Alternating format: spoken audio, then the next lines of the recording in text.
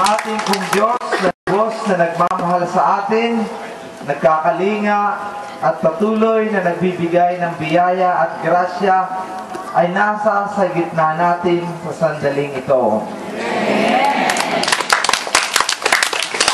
Ang Diyos pong iyan ang siyang magbibigay ng lahat ng biyayang ating kinakailangan. Siya ang magbibigay ng grasya. Kanina pong umaga, siguro kagabi pa, talagang binasana ng Diyos, binigyan na tayo ng bendisyon. Mapupunta pa lang kayo dito, sinalubong na kayo ng ulan. Yan ay bendisyon galing sa langit. Kaya mga kapatid, for all those who are here gathered together in the name of Jesus, na siyang pinagagalingan ng lahat ng biyaya sa mga nandito ngayon, huwag po kayong mawawalan ng pag-asa. Ang Diyos na iyan ang sasagot sa ating mga suliranin, pero kailangan tayong magdasal at patuloy na isabuhay ang ating natutunan sa Kanya. Ang ating Diyos sa ilalim ng tent na ito ay magbibigay ng biyaya, kagalingan, kapatawaran, pag-asa at pag-ibig. Doon sa ang puso ay bukas, doon sa ang puso ay dalisay, doon sa ang puso ay walang bahid na galit at paghihiganti. Kaya mga kapatid, ang bawat pagdiriwang ng misa ay misa ng pasasalamat.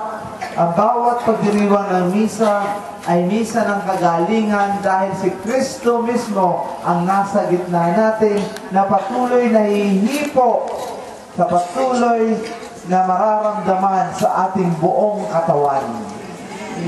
Mahal na mahal tayo ng Diyos.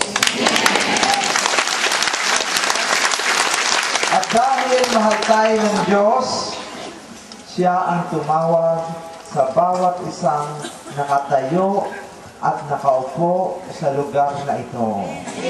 Pinatok niya ang inyong mga puso.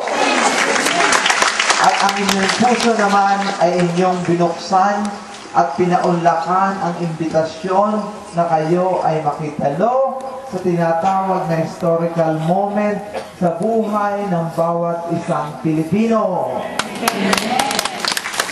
My dear brothers and sisters, this is the place where we will receive healing. Amen. Ito ang lugar kung saan ang tao ay makakaramdam ng kanyang presensya sa pamamagitan ng ating patuloy na pananalangin. Kaya naman po nagkaroon po tayo dito ng tinatawag na 40 hours of prayers and adoration. Bakit? Bakit ko naisipan at bakit ibinigay sa akin ng Diyos yan? Siguro kilala na ng lahat, naririnig na ako ay binigyan ng Diyos na tinatawag na gift of healing. But I am not the one that heals. Through our prayers and adoration, sa pamamagitan ng ating panalangin at pagsamba, doon talaga nanggagaling ang tinatawag na kagalingan.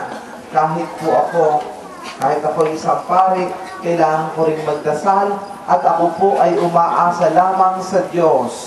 Siya lamang ang aking ginagawang pag-asa at siya lamang ang pinanggagalingan ng lahat kong lakas. Mga kapatid, ipinopokus ko po kayong muli. I want you all to rediscover and refocus on the very source of all healing, which is Jesus. Purihin ang Diyos. And that Jesus is very much available. Nung po ako'y naging pare, dito ko napatunayang muli na lahat ng nakasulat sa Biblia ay nangyayari at patuloy na mangyayari sa sandaling ito. At dito sa lugar na ito, napakarami na ang gumaling kanina pa lang. Amen! Ramdam na ramdam ko, ramdam na ramdam ng lahat ng tao ang inyong pananampalataya. At sa oras na ito, siya ay nakatungo. Nakikita ang inyong mga mata, nararamdaman ang tibok ng inyong puso, natatanto ang laman ng ating pag-iisip. Kaya my dear brothers and sisters, at this very moment, remove all the negativities and doubts. Tanggalin niyang lahat at palitan ito ng isang pusong busila at marunong magpasalamat para ang biyaya ng Diyos ay pumasok sa inyong katauhan at kayong lahat ay makatanggap ng biyaya ng pagpapagaling.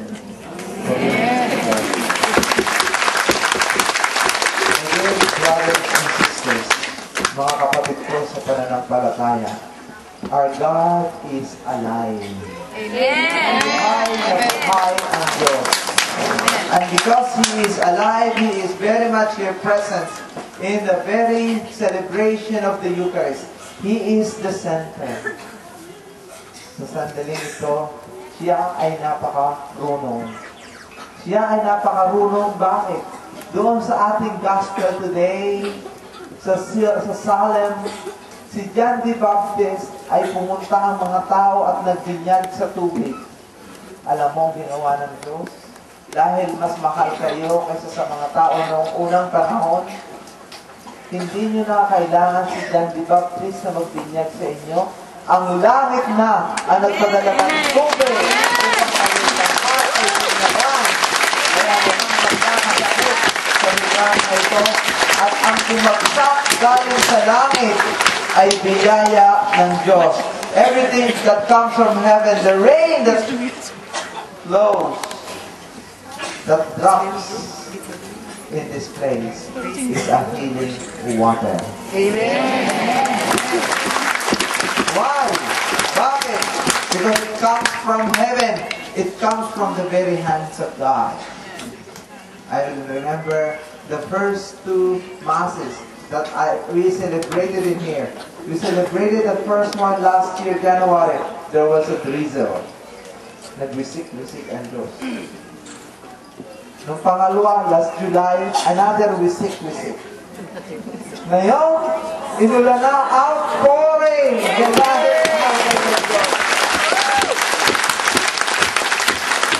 Kaya naman, my dear brothers,